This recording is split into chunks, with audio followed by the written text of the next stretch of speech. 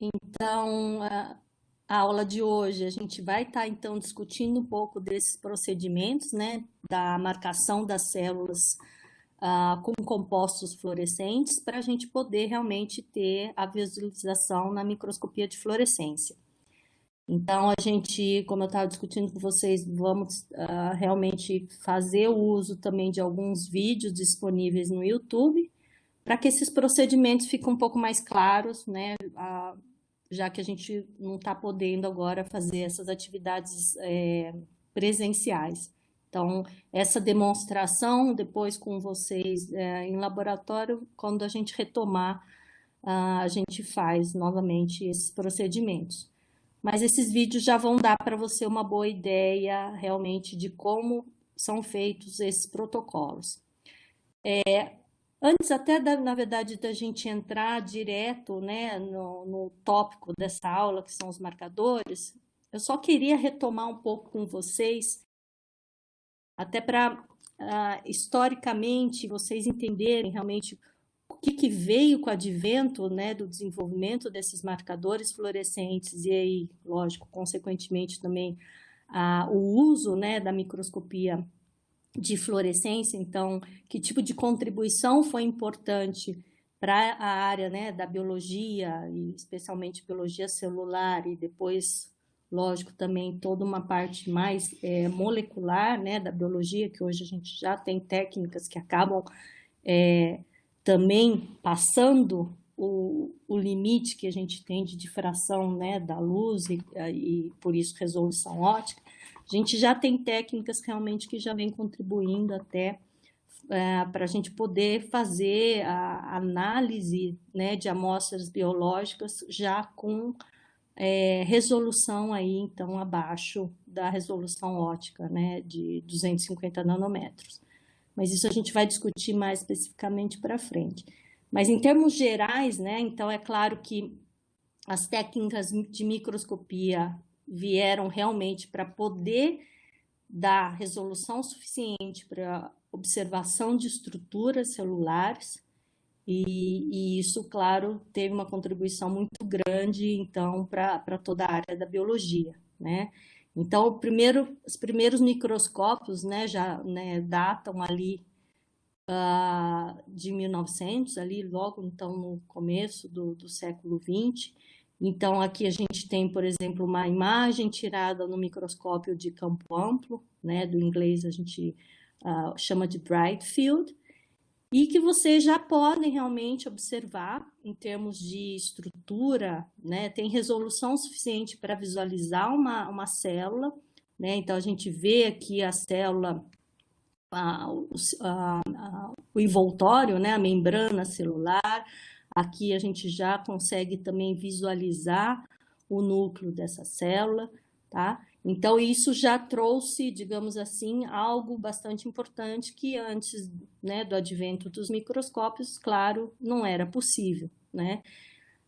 Então, ela tem como grandes vantagens, né, por ser uma técnica que pode ser realizada a visualização de células vivas, tá? Então, não é necessário você fazer a fixação, né? Nada disso. Então, é uma técnica completamente não invasiva, não é destrutiva, né? Então, você pode realmente fazer essa observação dessas células vivas. Só que em termos de desvantagens, né? Então, apesar de, na época, ter sido uma grande revolução, mas como vocês podem ver dessa imagem, a gente tem essas desvantagens aqui, principalmente com relação a você tem um baixo contraste ali, né, de visualização. Claro, aqui como não faz uso de nenhum marcador, né, então ali só passar a luz, né, e por transmitância a gente olhar essas células, é claro, não vai ver especificamente nenhum tipo de estrutura, né, identificação específica de nenhum tipo de estrutura celular, e aí, comparado com o que a gente já tem hoje, é lógico que você vai ter uma menor resolução espacial realmente para identificar estruturas ali, como a gente estava comentando, de dimensões menores que as resoluções, né, de microscópios, né, utilizando luz visível. E é claro que depois, né, já ali, depois de 40 anos, mais ou menos, então, na década de 1940, os primeiros microscópios eletrônicos surgiram, e é claro aqui, né, reforçando, não são microscópios ópticos, então a gente não usa a luz para promover o imageamento das células, mas sim já faz uso de um feixe de elétrons, né? E é claro que para isso, na verdade, tem todo um preparo das células que é completamente diferente, né? Você vai colocar uma camada, né, de metal, e para poder promover, né, esse tipo de imageamento, então já aqui a gente já vê que não é possível fazer um imageamento de células vivas, então aqui entraria como uma certa desvantagem dessas técnicas de microscopia eletrônica, né, porque você precisa realmente ter a fixação, desidratação dessas células e a marcação, né, no caso usando metais. E só que aqui a gente já tem uma resolução que, claro, não vai, nenhum microscópio óptico, né, vai bater, que é da ordem aí de 1 nanômetro. Então a gente consegue, né, então a observação e essa estrutura aqui toda que vocês estão vendo na parte central da imagem é um núcleo. Então olha a diferença de grau de detalhamento que a gente consegue imaginar e observar estruturas, né, nucleares aqui com relação ao uso da microscopia eletrônica, né? E aqui nesse caso é uma técnica que na verdade é uma fatia da célula, né? E a microscopia eletrônica por transmissão. Além disso, né, a gente tem muito mais contraste, né? Então, aqui comparando com o campo amplo, que a gente realmente vê essas diferenças, digamos aqui, de densidades, por exemplo, da heterocromatina versus a eocromatina, identificação do nucleolo dessa célula, né? Então, tudo isso promoveu também cada uma dessas técnicas, trazendo realmente uma grande contribuição para o entendimento da estrutura das células. Mas, então, aqui também a gente tem algumas desvantagens que como vocês vão ver posteriormente, a gente, na parte de marcação por fluorescência, vai poder realmente diminuir um pouco esse tipo de desvantagem, né? E aí, também, outro tipo de microscopia eletrônica de varredura, né?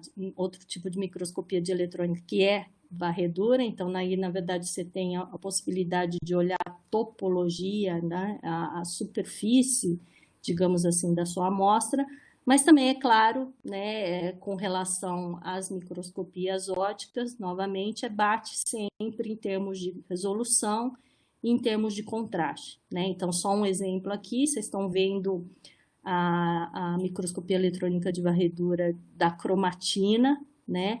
E olha, então, também que nível de resolução que vocês podem identificar, então, como está realmente a condensação dessa cromatina, que tipo de estruturas realmente que ela é possível, né, de se observar dessa estrutura nuclear. E é claro que isso modifica completamente o entendimento do que era inicialmente entendido, digamos assim, como será que o DNA está estruturado, e somente com essas técnicas realmente que foi possível de se ter esse nível, né, de imageamento de estruturas, então, que tem aí da ordem, digamos aqui, de 30 nanômetros. Então, com técnicas ópticas, novamente, até poucos anos atrás, isso não era possível, somente realmente com o advento da microscopia eletrônica. Mas aí sim, realmente, com o desenvolvimento dos marcadores fluorescentes e daí dos microscópios de fluorescência, que realmente se conseguiu, então, como eu estava comentando vocês, todos os slides anteriores mostrando as outras técnicas, uma das desvantagens principais era realmente que você não tem uma especificidade em termos de identificação de uma determinada estrutura celular, né?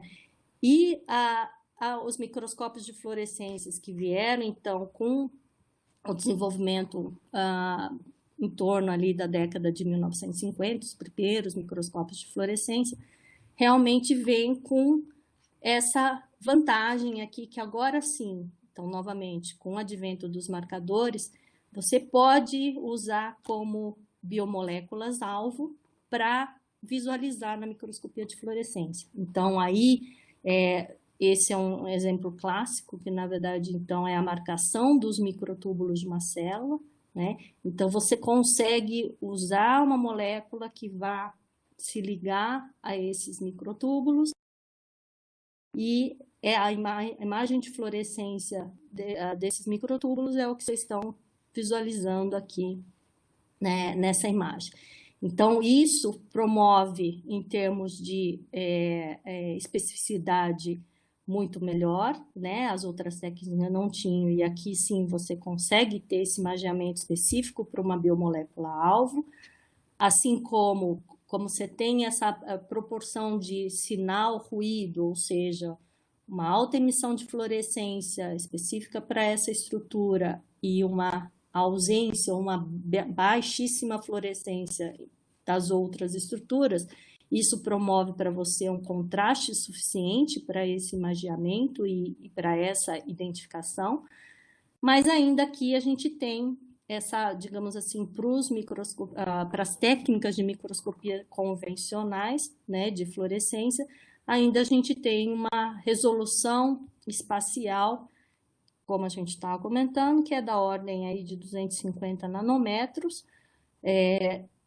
a axial, sendo que a em Z, na verdade, ela pode ser ainda maior, né? Normalmente é o dobro disso, e que é o que depois, na aula que vem, a gente vai estar discutindo um pouquinho melhor, que são técnicas de fluorescência que eu quero trazer para vocês, que tem um pouquinho de marcadores específicos e como se fazer o imageamento dessas amostras, mas isso já vai diminuir bastante essa resolução espacial, e até existem técnicas hoje que você consegue aí uma resolução espacial, mesmo sendo microscópio de fluorescência, que é da ordem aí de até algumas dezenas de nanômetros, né? Alguns chegam até, por exemplo, 20 nanômetros de resolução espacial. Então, realmente se consegue algo bastante importante aí. Mas é claro, então, como a gente está discutindo, nada disso é possível se a gente não tem um marcador fluorescente, né? E, na verdade, a gente pode estar utilizando, e esses marcadores foram desenvolvidos, né, e definidos a partir de dois grandes grupos, né? Um deles que são chamados imunomarcadores fluorescentes, que, na verdade, a seletividade de interação deles com aquela biomolécula-alvo que você quer buscar, ela é feita via uso anticorpos, né? Então, aquela interação anticorpo-antígeno que a gente tem na biologia, aqui está sendo utilizada para realmente você ter um anticorpo que está ligado a uma molécula fluorescente, e esse anticorpo ele é desenhado para somente interagir, somente se ligar especificamente com uma determinada biomolécula. Então, por isso que é chamado de imunomarcação, né? Ou se pode fazer também uso de uma outra classe, então, que são os corantes de marcação direta, ou seja, eles mesmos são fluorescentes, né? E que de alguma forma tem uma interação específica também com algum tipo de alvo celular, tá? Então, é claro que se a gente pegar em termos de uma célula, que tipos de estruturas a gente pode marcar, né? A gente vai pensar sempre, né, em termos de, pode ser a própria membrana celular ou as membranas, né, bilipídicas que tem das organelas, como podem ter marcadores específicos para cada tipo, por exemplo, de organela. Tem marcadores, por exemplo, o mitotracker, como o próprio nome diz, ele vai se ligar especificamente à mitocôndria. Posso ter marcadores que vão apenas se ligar, então, a ácidos nucleicos, né, ao DNA, no caso específico, então, das células eucarióticas, então vai aqui direto para o núcleo.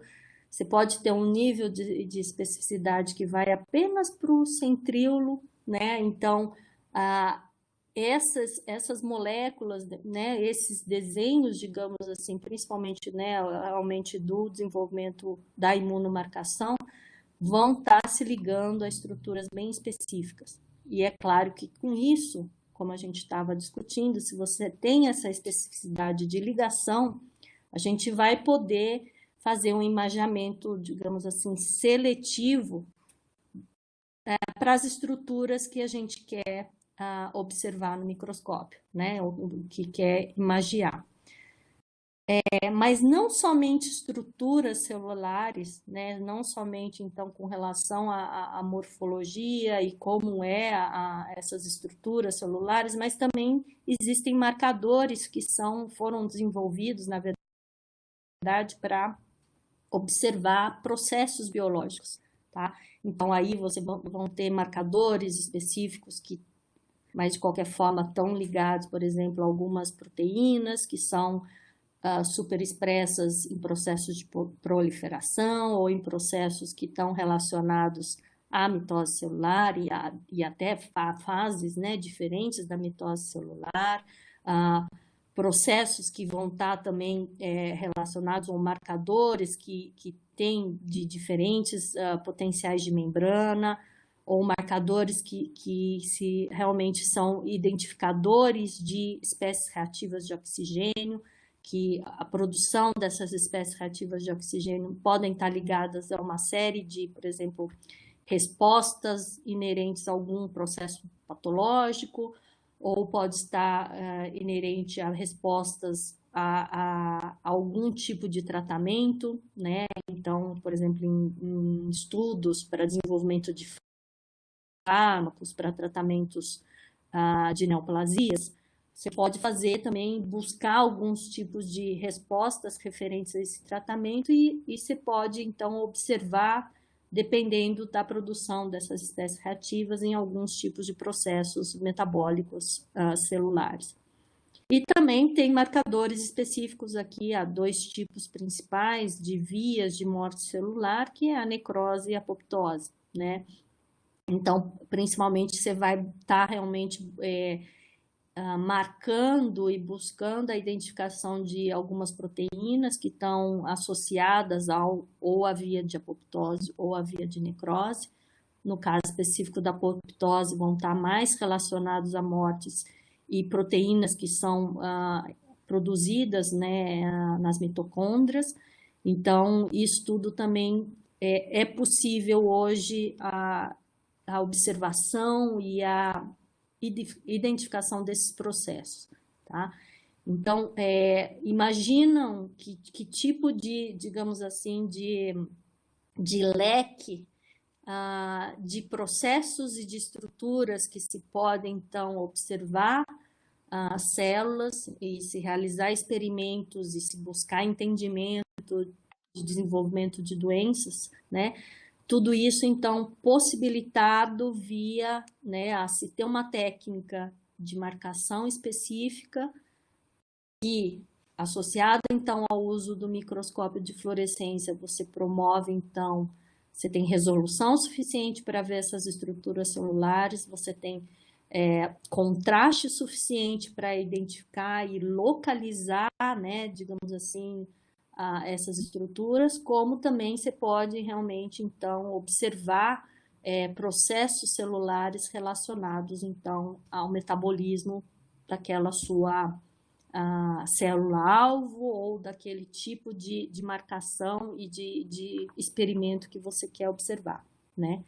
Então, também é claro que a preparação da amostra e a escolha, né, dos marcadores vai depender justamente da sua hipótese, né, o que você quer observar daquele experimento e o que você quer visualizar, né?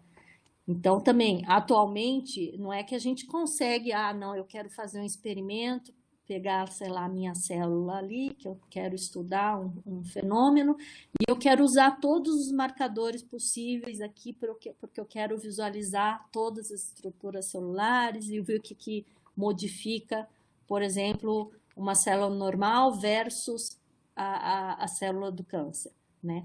Então, é claro que também a gente tem uma limitação técnica, né, desse imageamento.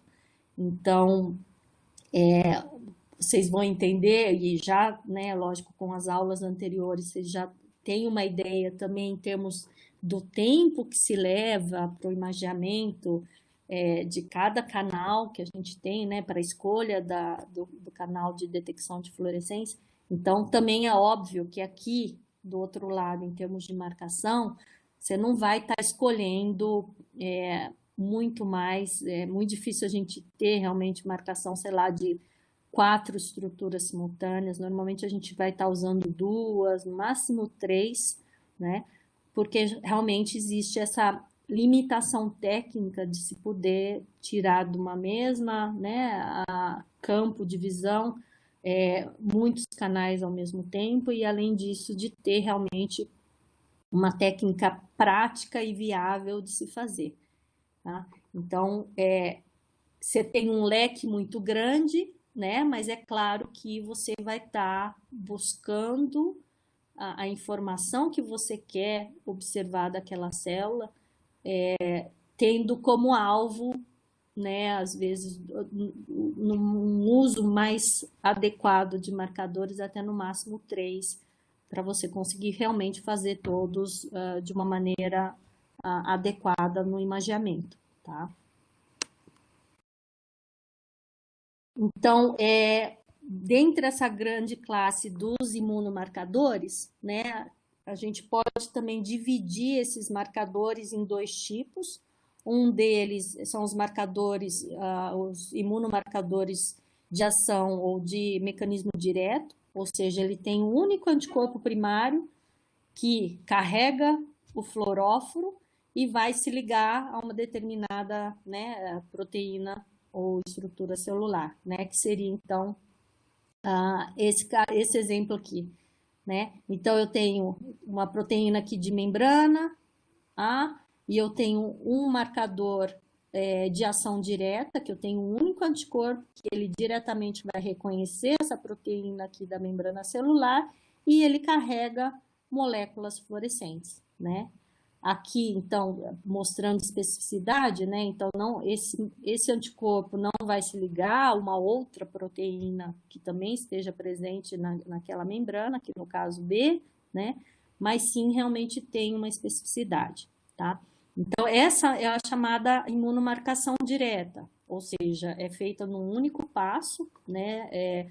A marcação, por assim dizer, e o próprio anticorpo, então, ele é o responsável pelo reconhecimento da molécula-alvo na amostra biológica, assim como ele mesmo vai estar carregando o composto fluorescente, né, ou fluoróforo.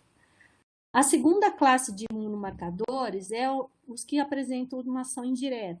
E aqui, nesse caso, na verdade, a gente tem o uso de um complexo que tem esse anticorpo primário, que vai fazer o reconhecimento da proteína-alvo, mas, na verdade, a gente faz uso de um segundo anticorpo que reconhece esse anticorpo primário, né? E esse segundo anticorpo é o que vai realmente carregar os fluoróforos, tá? Então, vocês podem perguntar, nossa, mas por que vai se fazer o uso dessa ação indireta, já que eu coloco, né? E aí eu tenho uma desvantagem. Eu tenho mais um passo, ou eu tenho, na verdade, não é só um passo, mas, né, mas introduz mais passos nesse meu procedimento de marcação, então eu levo mais tempo. E para que fazer o uso disso? E a justificativa aqui, como vocês podem ver, né, nesse desenho esquemático, a principal é que a gente consegue aumentar o sinal de fluorescência por unidade, digamos ali, da minha proteína-alvo, né? Porque como vocês estão vendo, claro, aqui pela própria estrutura do anticorpo, né, existe um máximo de moléculas fluorescentes que você pode colocar ligado a esse anticorpo, né? Então, aqui nesse exemplo tá, por exemplo, 3 moléculas fluorescentes para cada uma dessas proteínas aqui marcadas. Quando a gente faz o uso da imunomarcação indireta, né, eu tenho um único anticorpo primário, como aqui, mas a gente pode ter um complexo formado aqui com mais de um anticorpo secundário ligado a esse mesmo anticorpo primário, e isso, no final das contas, me resulta uma amplificação do sinal de fluorescência, porque você consegue, então, fazer com que mais de um anticorpo secundário se ligue a esse primário, tá? Isso aqui sempre vai ser assim? Então, para cada anticorpo primário eu tenho 3 anticorpos secundários que se ligam? Não, né? Às vezes vai ser 1 a 1, de qualquer forma, e daí vai ter o mesmo sinal que aqui, às vezes vão ser 2, né? Às vezes, normalmente você tem um máximo, né? Mas, de qualquer forma, de uma maneira geral, né, no final das contas, quando a gente faz o imageamento, o que se consegue realmente é uma amplificação do sinal emitido da fluorescência. Então, isso realmente justifica, mesmo com a desvantagem de se aumentar um número aí de um segundo passo de marcação, e é lógico, isso traz junto aumento de passos de lavagem e tudo isso, né, dessas células, mas esse aumento do sinal realmente já justifica e acaba sendo utilizado em diversos marcadores fluorescentes, tá? Então, realmente isso é importante, e vocês já sabem, né, dadas as aulas anteriores, que o sinal é muito importante a gente ter, né, aquela taxa de sinal ruído boa o suficiente, e isso vai me resultar uma imagem com uma maior resolução, maior contraste e assim por diante, né? E esses imunomarcadores, na verdade, eles podem estar, então, sendo utilizados, e aqui, né, principalmente, então, a gente vai ter, são células fixadas, tá? São células que, então, não são células vivas. A gente pode estar também utilizando, existem alguns marcadores desenvolvidos diretamente para tecidos, tá? Então, que abre também um uso não só realmente para células de banco, né, de células de cultivo de células que a gente compra dos bancos de células, mas se pode também fazer esse tipo de análise diretamente, por exemplo, de uma biópsia de um tumor, de um câncer de um paciente. Você pode também buscar a imunomarcação e observação de uma determinada proteína, né, que está relacionado com esse tipo de câncer, e às vezes até identificar, por exemplo, existem respostas a tratamentos quimioterápicos ou, né, que tem uma maior ou melhor resposta dependendo, por exemplo, de uma concentração ou da superexpressão de algumas proteínas específicas, tá? É claro que essa imunomarcação, né, pelo tipo de mecanismo, né, de fazer o uso de anticorpos para essa ligação específica, né, com proteínas ou estruturas celulares, isso tem um alto grau de especificidade, sim, mas é claro que todo esse processo também tem um nível de marcação falso positiva, né, ou seja, ao longo do procedimento todo, é lógico que podem ocorrer, por exemplo, a ligação desses anticorpos primários em estruturas não específicas, a que eles foram desenvolvidos, e é claro que se tem essa ligação também vai ter um nível de sinal de fluorescência de regiões ou de estruturas que não eram aquelas inicialmente marcadas, né? Mas isso, em qualquer procedimento que a gente tenha de marcação, seja por fluorescência ou por outros tipos de marcação, sempre tem, né, essa dificuldade, digamos assim, de uma marcação falsa positiva, mas, novamente, quando a gente faz uso de imunomarcadores, essa especificidade é maior comparado com corantes que não usam, né, os anticorpos. Então, aqui também a gente já minimiza essa característica, então, de uma marcação falso positiva. E aqui também eu vou deixar disponível, a gente tem uma série de empresas que desenvolvem esses marcadores. Esse é um mercado bastante que recebe grande atenção, né, esses pools grandes de empresa de fornecimento de reagentes, né, de materiais para laboratórios de biologia. Então, tem realmente um desenvolvimento bastante grande e hoje opções, né, amplas, bastante amplas. E o que a gente sempre vai buscar, então, novamente, a ideia inicial é observar que tipo de estrutura ou que tipo de processo que você quer investigar e fazer uso desses bancos de fluoróforos disponíveis, né, nessas empresas, olhando realmente qual marcador está mais adequado para a estrutura que você está buscando identificar e marcar. Desculpa. Então,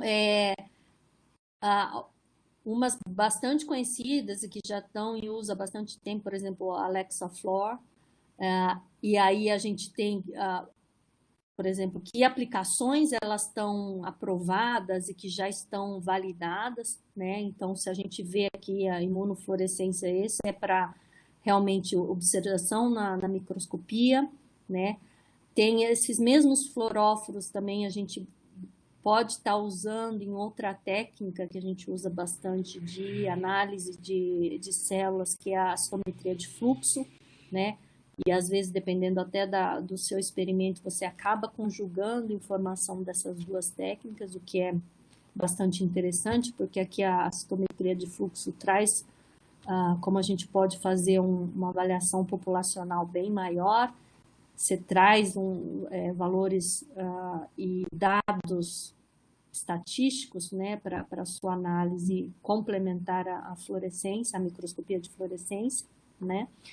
E, na verdade, esses marcadores todos, né, e quando a gente vai buscar esses materiais, né, a gente vai realmente sempre olhar que cada um desses marcadores fluorescentes, no final, quando a gente vai ver, tem essas tabelas, né, que vão apresentar qual que é, digamos assim, a cor do seu marcador fluorescente, né, em que região espectral ele vai estar emitindo a fluorescência, mas também vai trazer, que para a gente também é super importante, qual que é o comprimento de onda de excitação, né, desse marcador fluorescente. E é claro que isso aqui, a escolha desse marcador também vai ser importante porque você vai ter que olhar no microscópio que você tem disponível no laboratório e verificar quais são os comprimentos de onda dos lasers que você tem disponível naquele sistema, né? Então, isso vai limitar, digamos assim, que tipo e que número de marcadores, né? E qual o marcador específico que você vai escolher. É claro que esse desenvolvimento ele é meio casado, né? É lógico que essas empresas não vão estar desenvolvendo marcadores fluorescentes que não têm lasers disponíveis na grande maioria, né? Desses sistemas de microscopia amplamente difundido nos laboratórios. Então, realmente, a grande maioria deles vão estar sempre bem casados, né, com os lasers mais convencionalmente implementados nos microscópios de fluorescência das grandes empresas, né?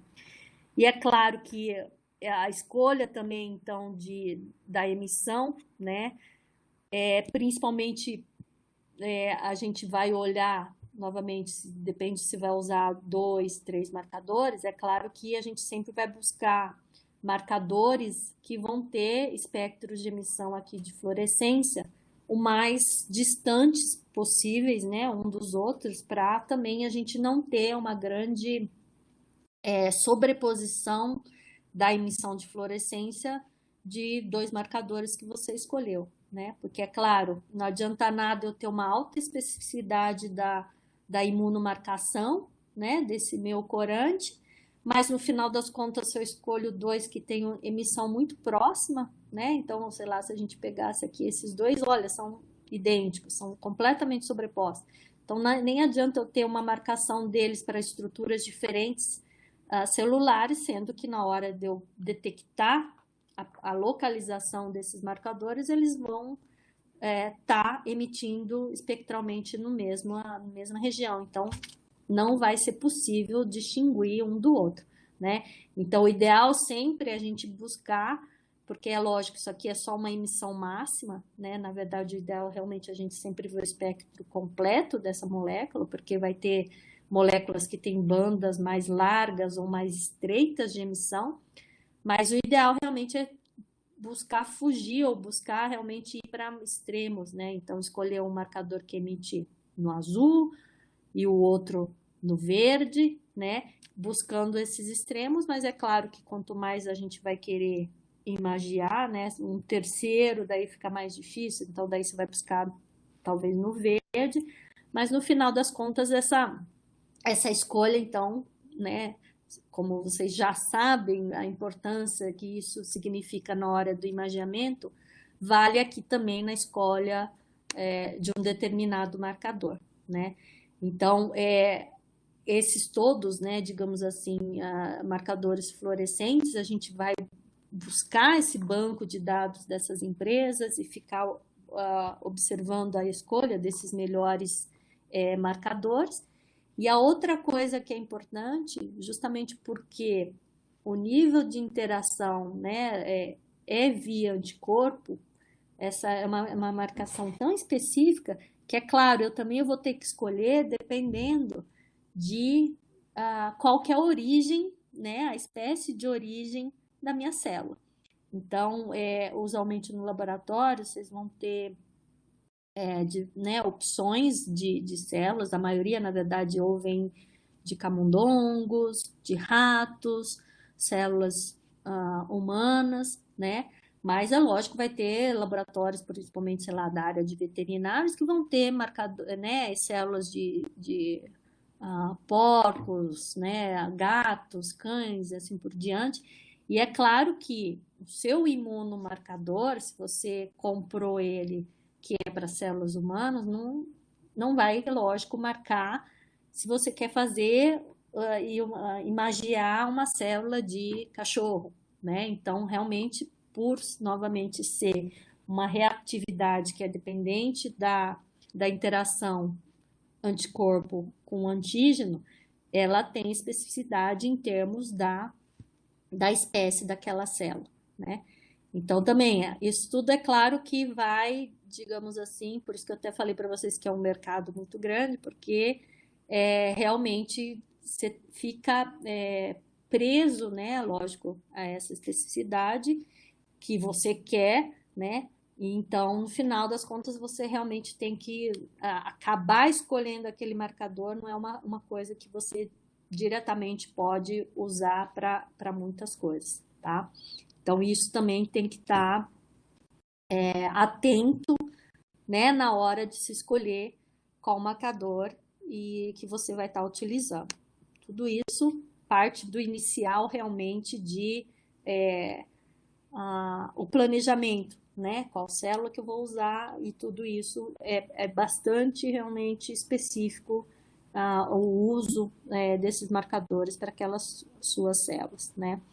Então, isso aqui a gente já comentou, né? Que realmente não só estruturas celulares e daí a observação, né, da morfologia e a caracterização dessas estruturas, mas também, então, alguns tipos de corantes que vão estar realmente identificando processos metabólicos dessas células, né? Então, por exemplo, você pode ter um determinado corante que é diretamente só para visualização se aquela célula está com um metabolismo viável ou não, né? E aí, é claro que você vai usar numa célula viva, né? Já não é a célula fixada imunomarcada, né?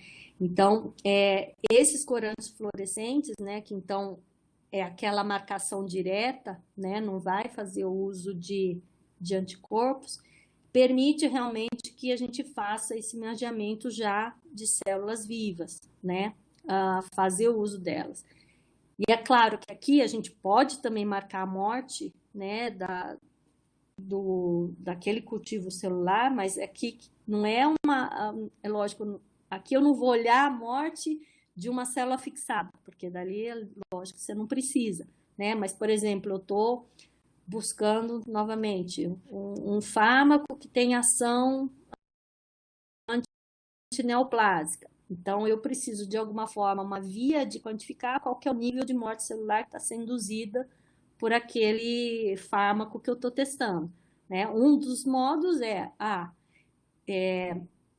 verificar realmente se, após o tratamento, qual que é a porcentagem de células mortas daquele pool de células tratadas, né? Então, existem corantes fluorescentes que se ligam diretamente ao DNA, mas que é uma molécula que, quando a membrana nuclear está íntegra, ela não entra.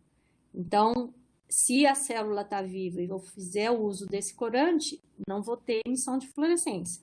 Mas, se aquela membrana nuclear da célula tiver destruída, esse corante é capaz de se ligar à molécula de DNA e, nessa ligação, emite fluorescência.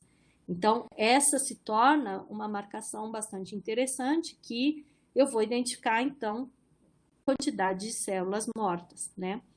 Ou outros que vão estar ligados especificamente também a processos que estão relacionados à proliferação, divisão celular e assim por diante. Existem corantes também que vão se marcar a determinadas estruturas que somente estão presentes ou em alguma dessas fases aqui do metabolismo da célula, tá? Então, comparado com os imunomarcadores, digamos assim, a vantagem dos corantes fluorescentes é essa possibilidade de manejo com células vivas. Mas uma desvantagem é que aqui, como a gente já estava comentando também, eu tenho uma maior taxa de falso marcação, tá? Porque eu não faço uso da especificidade ali do complexo antígeno-anticorpo. Então, aqui acho que o exemplo mais clássico e que a gente usa muito, na verdade, em microscopia de fluorescência, é a marcação, então, via DAP, né? E o DAP, ele é permeável pela membrana, então você pode usar em células vivas, tá? E aí o DAP, ele se liga, então, à molécula do DNA, e a gente pode fazer o uso dele para marcação, né? A rodamina também é bastante utilizada. A rodamina tem uma emissão no vermelho e marca a mitocôndria. Então, aqui, por exemplo, um outro marcador fluorescência aqui de morte é o edeto de propídio, né? A fluorescência também, corante fluorescente para a proliferação. E a calceína aqui, um corante fluorescente para também viabilidade, tá? E aqui que eu estou mostrando para vocês é um gráfico que também estão esses corantes fluorescentes e também os compostos imunomarcadores. As empresas fornecem também esse tipo de gráfico, que para a gente é o mais interessante do que aquela tabelinha, como eu estava falando para vocês, porque a gente não tem só os comprimentos de onda máximo de excitação e de emissão, mas a gente tem principalmente a banda de emissão desses corantes, né? Porque é importante, novamente, quando a gente começar a sobrepor o próximo marcador fluorescente, como que é a banda de emissão? É assim.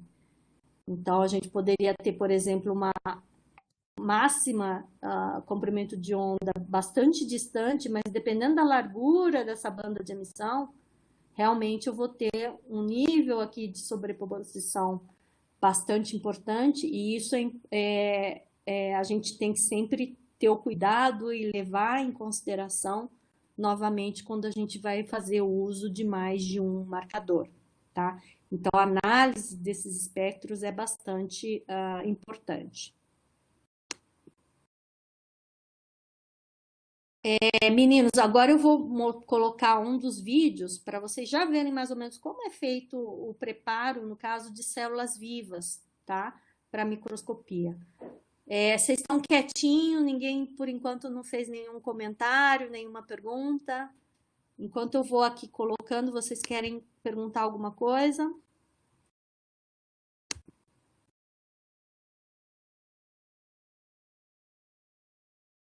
Vocês estão me ouvindo bem, né?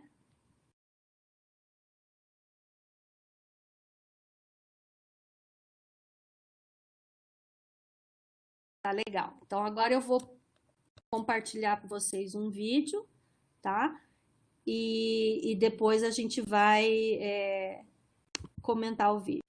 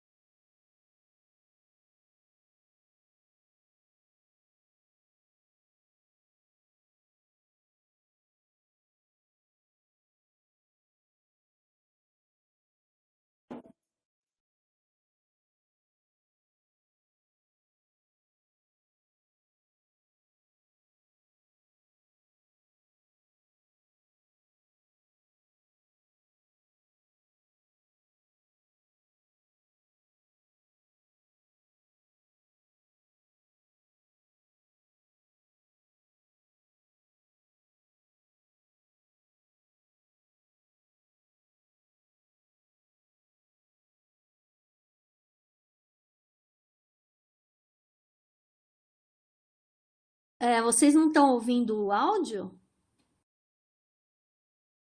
A Letícia disse que não está ouvindo. A princípio era para ouvir.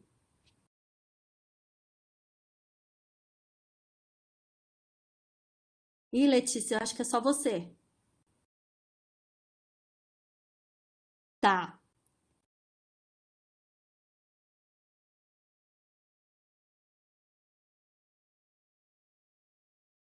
Você vai reiniciar. Tá, eu vou só voltar um pouquinho aqui.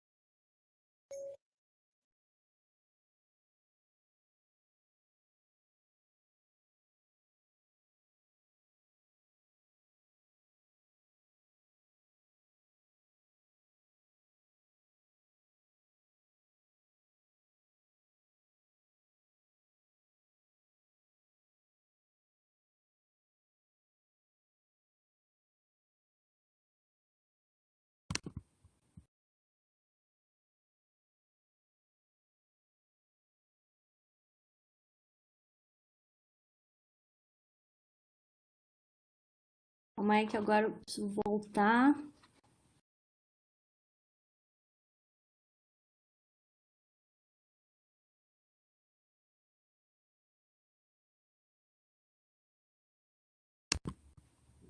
Letícia, você conseguiu daí ouvir? Então, meninos, queria comentar algumas coisinhas nesse vídeo. Então, a primeira coisa, é claro, a hora da gente preparar a amostra biológica para microscopia é o que no início do vídeo ele comenta, que é fazer o plaqueamento das células, seja numa lâmina ou seja, no caso específico desse vídeo, foi já uma plaquinha, né, de cultivo celular específica já para microscopia de fluorescência. Né? Então, vocês viram que a porção central ela tem um fundo, né, que é onde as células vão ficar ali concentradas, que é mais ou menos de um diâmetro ali, que é o que a gente consegue imaginar na microscopia. Então, é claro que ali acho que, né, a maioria de vocês não tem muito experiência com cultivo celular, mas não vou também, não é o objetivo dessa aula e desse curso ficar detalhando para vocês, mas, na verdade, então, ali no começo ele já tinha células, então, que provavelmente estavam no cultivo numa placa, elas foram desaderidas, deixadas soltas, e daí aquele líquido róseo é o meio de cultivo dessas células, então essas células soltas colocou lá naquela plaquinha, e vocês viram que eles voltaram a plaquinha na incubadora, para realmente as células, como ele comentou, o importante é que as células elas precisam aderir, né, no fundo daquela plaquinha, que vai ser então a superfície onde vai ser colocado na microscopia para visualização, né? Depois disso, então, que essas células aderidas, a gente verifica, e isso é fácil de ver se elas estão aderidas, porque aí a gente consegue ver elas com bom formato, né, aderidas. As que não se aderem, se ficarem soltas naquele meio, elas acabam morrendo. Aí, uma vez feita essa verificação, aí remove o meio de cultivo e aí vai fazer o uso do imunomarcador ou do corante de fluorescência direto, né? Aí tem os procedimentos, então isso eu vou até mostrar alguns vídeos para vocês olharem, mas é claro, não adianta a gente ficar detalhando, porque, como eu falei para vocês, cada um marcador vai ter a sua própria receita, que vai ter que ser muito bem seguida em termos de concentração do marcador, ou o solvente que você está usando, ou a lavagem, os tempos de lavagem, tudo isso, porque realmente é muito crítico, né? E além disso, nada te diz que no final, na primeira vez que você faz aquela receita tudo direitinho, vai dar certo para o seu tipo celular. Então, sempre vai ter também otimização que você vai ter que fazer com a sua própria amostra biológica, né? E isso, é claro, vai sendo obtido ao longo, né, do experimento e ao longo do preparo da sua célula específica com um marcador específico, tá? E o que vocês viram também, quando a gente trabalha com células vivas, né, é claro que também a gente tem que ter mais critério ainda, porque qualquer procedimento né, é um material biológico bastante sensível, então é claro que também você não pode ter muito trauma induzido naquela célula, né? Porque senão você, lógico, vai mudar a morfologia, vai mudar tudo aquilo, então você perde aquela a vantagem, digamos, de poder imagiar células vivas, né? Então, ao contrário, quando a gente tem uma célula, um procedimento e o experimento, né, uma análise de uma célula fixada, digamos assim, você tem mais espaço para possíveis erros do que quando você trabalha com células vivas, né? Então, até no vídeo ele fala também uma coisa importante, a gente sempre vai procurar trabalhar com baixos níveis de potência do laser, porque a gente quer minimizar ao máximo o próprio fotodegradação induzida, porque é lógico que são células vivas, então se a gente trabalha com níveis de radiância muito altos, você pode estar induzindo uma degradação daquele seu material biológico pelo próprio método, né, de imagiamento. Então, não só o preparo desse material é mais crítico, como o próprio imagiamento. E aí também você vai sempre buscar, então, menor potência do laser, menor tempo, né, de exposição, tudo isso para ainda assim obter uma boa imagem, mas tentando minimizar esses danos.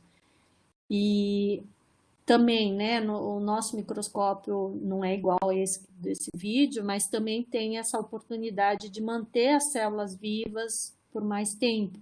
Ou seja, tem uma plataforma que mantém a temperatura, que mantém o ambiente gasoso, né? Mesmo que mais ou menos é uma mini incubadora, digamos assim, que você pode manter também, então, maior tempo a viabilidade dessas células e pode, então, executar experimentos realmente com esse material no próprio microscópio.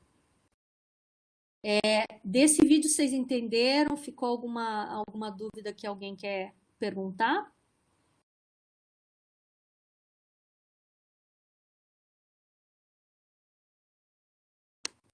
Então, vamos seguir aqui. O outro marcador muito comum, que também é usado, então, para células, é o REST, também é marcador do núcleo, então, tanto o DAP como o REST também é bastante utilizado, né? Então, tem, como eu estava falando para vocês, uma receita, uma sequência para cada um, né, desses marcadores. É claro que se a gente está usando o marcador fluorescente, mesmo o, o frasco que, quando a gente compra esses marcadores, eles são frascos escuros, né? São frascos para evitar a exposição desse material à luz ambiente. Qualquer outra solução de estoque que você prepare, você tem que colocar ou também um frasco escuro, ou se é um frasco transparente, fazer o uso do papel alumínio para manter completamente, né, no escuro essas soluções, porque, é claro, isso é um material que, né, vai ser degradado por luz, e se você perde ali já as características iniciais, é claro que isso também é bastante complicado se a gente perder esse tipo de viabilidade do material.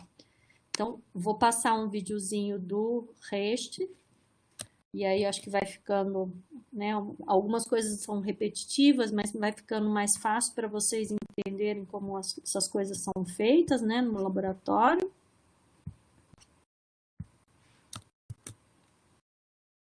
Opa.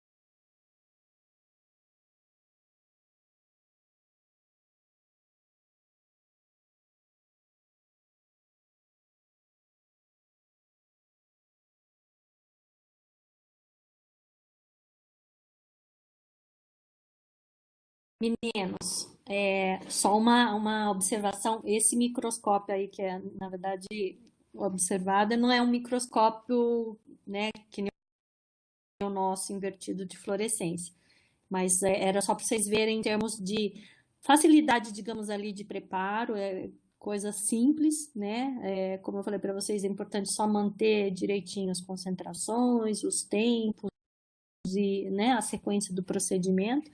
Mas realmente essa possibilidade de marcar as células vivas é bastante interessante. Então, a única modificação, digamos assim, é que a gente não estaria usando aquela placa, né, de multipostos, que nem ela mostrou, né, nesse vídeo aí ilustrativo, mas era mais para ver em termos de um procedimento simples ali de marcação do núcleo celular. E ali no monitor, né, daquele sistema, então vocês viram realmente que a célula continua viva e eu estou vendo os núcleos daquelas células, né? A gente não vê as outras estruturas, ali é uma marcação única, né? Mas sim, você já tem uma resolução e uma imagem, né? Um sinal de fluorescência suficiente para observação desses núcleos celulares. Então é bastante interessante.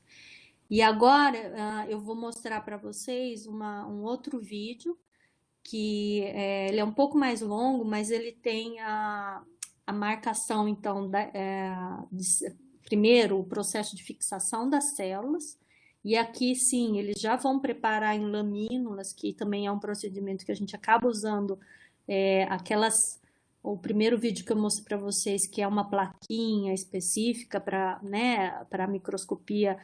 Ele é um material um pouco mais caro, né, digamos assim, para a gente ter um uso muito grande no laboratório. Então, esse procedimento que vocês vão ver agora nesse próximo vídeo, que é feito em lamínula, é mais comum no nosso dia do laboratório, porque acaba sendo mais barato, a gente consegue fazer uma quantidade maior, tá? E funciona tão bem quanto, tá? Mas aí agora, comparativamente, então vocês vão ver já, primeiramente, um processo de fixação da célula, né? Então daí são células já que vão estar mortas, tá?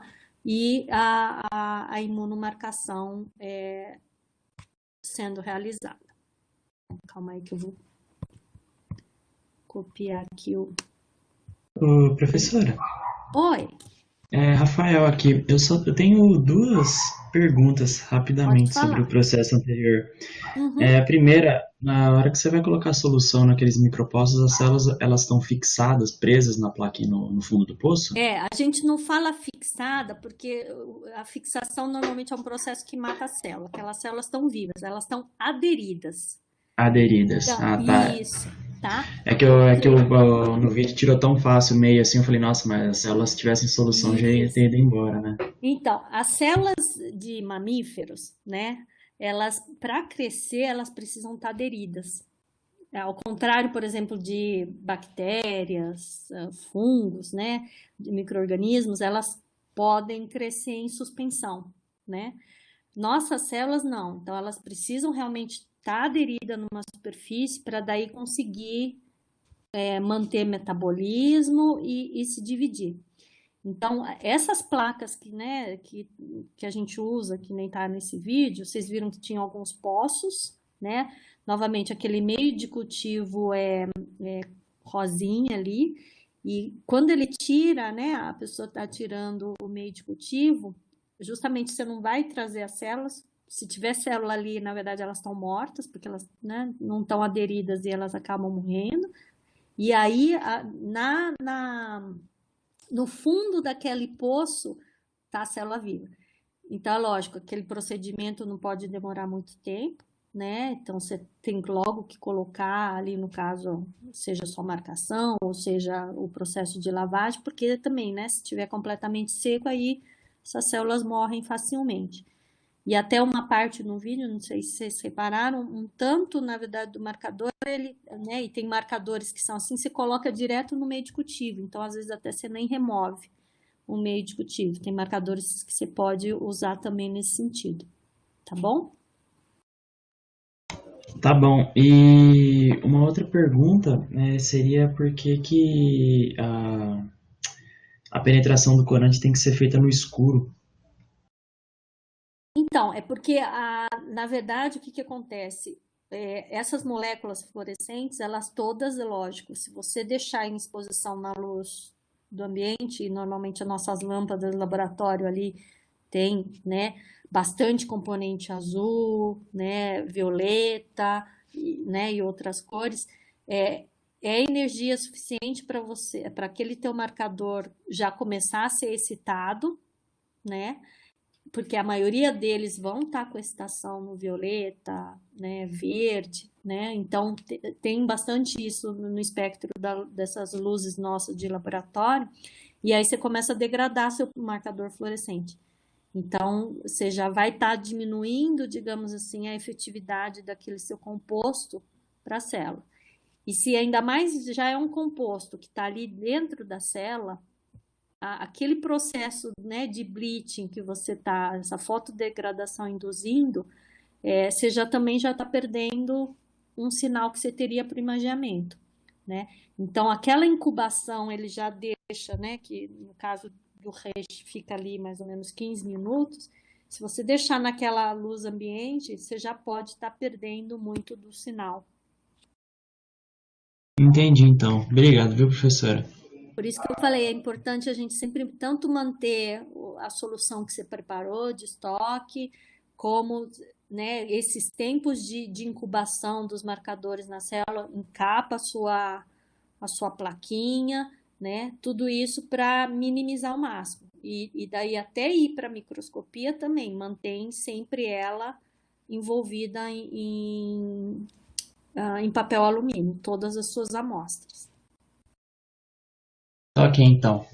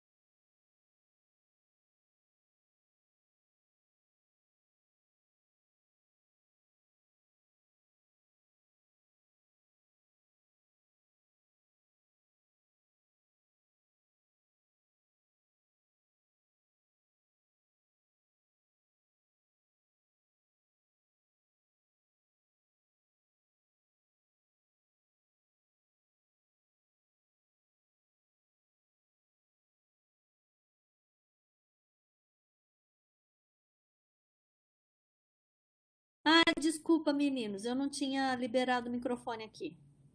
Então, vocês não ouviram nada, né? Eu estou aqui comentando já, falando faz uns minutos. Então, deixa eu retomar. Com relação a esse último vídeo que eu compartilhei com vocês, o que é importante a gente verificar? Então, inicialmente, foi feito a limpeza e desinfecção daquelas lamínulas, que são aquelas lâminas quadradinhas bem fininhas que a gente usa no microscópio. Então, eles fizeram aquela limpeza, aí puseram uma lâmina em cada um daqueles poços, né, na placa de cultivo celular, e aí depositaram as células, deixaram 24 horas para crescimento das células e aderência, né, nas lamínulas. Então, daí aquelas células vão estar preparadas, né, para poderem ser utilizadas. Aí, nessas lamínulas, então, nas células aderidas, vai ter a imunomarcação. Então, vocês observaram também que esse vídeo, né, mostra que é um procedimento longo, né? Você tem os tempos de marcação, e aí, no caso, foi dado um exemplo de uma marcação de ação indireta, ou seja, tem um anticorpo primário, tem um anticorpo secundário, então tem o processo de incubação do primeiro anticorpo, que novamente vai se ligar à proteína ou à estrutura de interesse. Depois desse tempo de incubação, tem os processos de lavagem, normalmente 2, 3 vezes. A partir disso, vai se fazer a segunda a incubação, então, com anticorpo secundário, né? E aí, no caso, às vezes, no exemplo ali foi overnight, a incubação do anticorpo primário. Então, todos esses tempos bastante... acaba deixando esse processo como um todo bastante alargado, né? Então, vocês viram, foi uma única marcação e, em termos todo desse preparo, foram 2 dias, né? O que é interessante no caso de se fazer o uso de células fixadas é que você pode preparar esse material e depois deixar armazenado por um determinado tempo, né, no congelador, porque também, é claro, como leva tanto tempo de preparo, se fizer só uma amostra por vez, você tem um procedimento pouco prático, né, de uso. Então, você tem esse tempo um pouco de vida útil, digamos assim, com as amostras fixadas. É claro que a amostra viva você não vai ter esse tempo, tá? E também outra coisa, por exemplo, ele comenta que né, se quiser fazer o uso de outra marcação, né, é lógico, se você utilizar e escolher para um outro marcador de imunomarcação, seja por anticorpo só primário, ação direta, ou via ação indireta, tudo isso você tem que contar que vai ser tempo de aumento do seu procedimento. Então, por exemplo, no caso, seria interessante usar um marcador corante fluorescente que você não precisa todos esses procedimentos, é mais rápido, né? Como o DAP ou o REST para núcleo, por exemplo. Então, às vezes, até você escolhe um marcador por imuno, fluorescência, o outro com uma marcação direta, né, do corante, e isso tudo também é importante para o seu planejamento, né? E a última coisa final que eu queria comentar desse vídeo, então, que vocês viram que finalizado, né, antes até da finalização, vocês viram que a necessidade do acondicionamento na última marcação no papel alumínio, né, porque é claro, sua molécula fluorescente só vai estar quando você estiver fazendo incubação com anticorpo secundário, né? Lembrando daquele esquema que é quem vai estar levando a molécula fluorescente. Então, antes disso, não tem essa preocupação toda com relação à luz ambiente, né? Que o Rafael estava perguntando. Mas sim só nessa fase final. Então, a fase final de incubação com anticorpo secundário e depois todo o restante do procedimento, aí sim essas amostras já têm que ser acondicionadas com proteção com relação à luz do ambiente. E finalizando, então daí vocês viram que eles removem a lamínula, que está então com as células aderidas e já com a marcação fluorescente, e a montagem na lâmina que vai para o microscópio. Então, vocês viram que a lógica é importante o quê? Se lembrar que eu tenho que saber muito bem, né, qual que é o lado da lamínula que eu tenho aquelas minhas células, né, ou seja, que eu tenho meu material biológico, e é óbvio que essa montagem da lamina, então, vai ter a superfície onde estão as células, vou ter voltada para baixo, ou seja, vai estar voltada para a lâmina do microscópio, e aí finaliza, então, com o uso de um esmalte ali para realmente vedar toda aquela lamínula e aí permitir que aquele material, então, fique, né, por mais tempo sem problema de, né, de ressecamento e tudo isso. Tá? Então, esse vídeo pelo menos mostrou todos esses passos, né, até realmente a finalização e observação no microscópio. Ficou mais alguma coisa de dúvida com relação a esse último vídeo?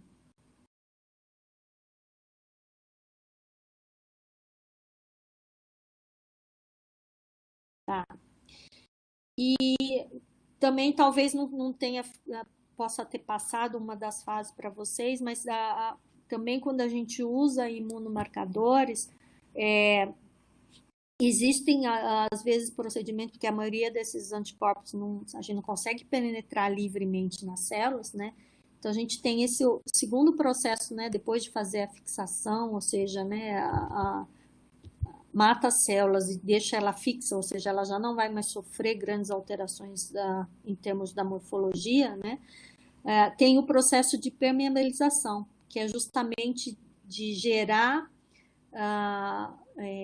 poros nas membranas, né, das células para permitir realmente que essas moléculas, né, esses complexos do marcador desculpa, o anticorpo e o anticorpo com as moléculas fluorescentes realmente consigam penetrar para o meio intracelular, né? Então, esse processo normalmente se usam, né, detergentes, tá? No vídeo, na verdade, eles usam o Twin, que é um tipo também de detergente bastante comum de uso, e aí então você promove essa permeabilização das membranas, fazendo com que se possa os anticorpos e esses complexos, então, entrarem para o meio intracelular. E aqui também, então, o processo, né, usando, digamos assim, o DAP. Isso aqui também, é lógico, era só para exemplo, mas, novamente, vai depender muito. O procedimento é referente com o marcador específico que você escolheu. E aí a gente tem alguns, né, exemplos de imagens de fluorescência realmente que a gente vai conseguir a marcação e a observação novamente específica de uma determinada proteína ou né, de estruturas celulares. Né? Então, se escolhe novamente, usualmente, marcadores que vão ter emissões, se você quer fazer ao mesmo tempo que estejam mais distantes, né? Mas realmente você pode fazer, então, por exemplo, até esse é um exemplo, então, na verdade, 2 marcadores para mitocôndria, né, e um para núcleo, e aí até uma marcação, então, sobreposta de 3 marcadores ao mesmo tempo para observação, né, dessas estruturas. E às vezes até, então, aqui vocês veem um tipo de um marcador que é um marcador corante fluorescente, não faz uso de imuno, né, esse aqui sim, tá? Então, até se a gente comparar esses dois, né, fica essa ideia realmente que aqui, aparentemente, você tem uma menor marcação da mitocôndria dessa célula, que provavelmente esse sinal mais saturado advém realmente de uma marcação que não é tão específica como desse tipo aqui de marcação, né, que faz uso de anticorpos. E então até algumas estruturas que, né, aparentemente não deveriam ser marcadas, né, mas realmente você vai ter então algumas regiões de falsos positivos quando faz uso desses marcadores diretos. Mas novamente aquela escolha sempre vai ser dependendo de custo-benefício, né, porque é lógico, procedimentos com esses complexos aqui requerem mais tempo, então você sempre vai ter que observar, né, qual que é as vantagens e desvantagens de cada um, específico para a sua amostra biológica. E aqui também, então, mostrando, por exemplo, né, aqui marcação com microtúbulos, o núcleo, né? Então, aqui é um imunomarcador, aqui um corante direto, aqui um segundo imunomarcador para centrossomos, né? Então, e a sobreposição das imagens. Então, que nível de realmente especificidade que a gente vai ter com relação à possibilidade de observação dessas estruturas via microscopia de fluorescência. Então, acho que aqui tem mais um outro exemplo, que até existem, vocês veem marcadores tão específicos até para algumas estruturas, por exemplo, aqui no caso de adesão, ou seja, regiões em que tem realmente estruturas que têm maior adesão dentro, né, dessas células, no caso com algumas membranas, e também que tipo de especificidade, novamente, que a gente pode observar esses fenômenos todos biológicos. E aqui também um que usa 3 marcações diferentes, né? Núcleo, também então tubulinas, né? Que é o vermelho, né? E realmente também algumas, digamos aqui, essa aqui são proteínas que são relacionadas com mitocôndrias, né? Então também que nível realmente olha que imagem bonita sobreposta, que você tem pouca marcação falso positivo, né? As estruturas estão realmente bastante bem e especificamente marcadas, tá? Então, esse é o meu último slide da aula de hoje. Eu queria, na verdade, nessa primeira aula, então, a gente discutir em termos de procedimentos mais gerais que a gente tem e procedimentos comuns em termos de marcação, mostrar para vocês o que tem, né, dentre essas classes de marcadores fluorescentes disponíveis, que são os mais utilizados assim no dia a dia, né, dessa marcação, e justificando também o que realmente o advento então da microscopia de fluorescência e desses marcadores trouxe essa possibilidade para a gente poder fazer um imageamento muito mais específico das estruturas celulares e de alguns processos, então, também relacionados a essas células, que realmente, e por isso que a gente tem a microscopia de fluorescência, uma técnica muito incorporada no dia a dia de laboratório de biologia, né, em diversas áreas aí, de pesquisa, porque se tornou realmente uma ferramenta bastante poderosa e bastante que abriu um leque realmente de investigação e contribuindo então para entendimento de uma série de processos aí metabólicos das células e também com uma maior então resolução para a identificação específica dessas estruturas celulares, tá? Então na aula de hoje era para dar mais ou menos esse geral, né?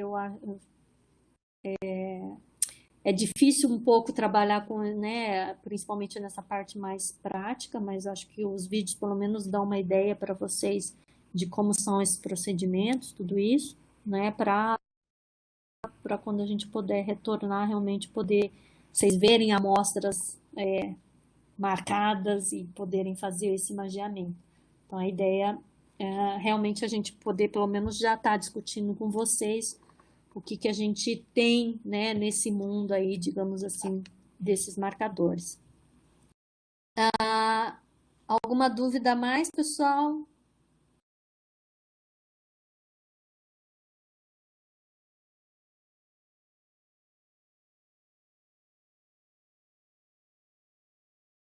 E Bom, depois eu deixo também o PDF dos slides, né, na aula e no e-disciplinas, né, e o link para esses vídeos e outros materiais aí de consulta, tá? Então, na terça-feira que vem, né, na aula da semana que vem, a gente vai ainda, né, falar um pouco de marcadores fluorescentes, mas daí eu já vou entrar um pouquinho em exemplos de marcadores fluorescentes que a gente já pode estar trabalhando com as técnicas de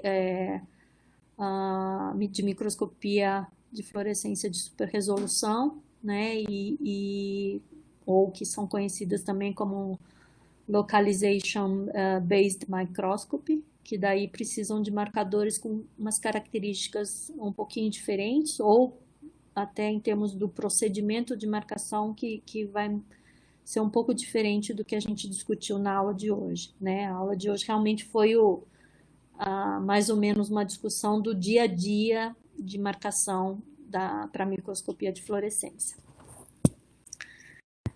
Então, aqui eu finalizo.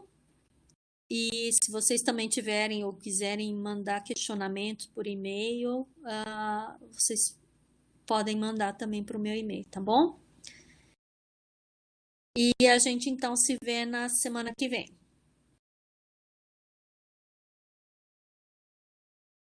Obrigada a vocês.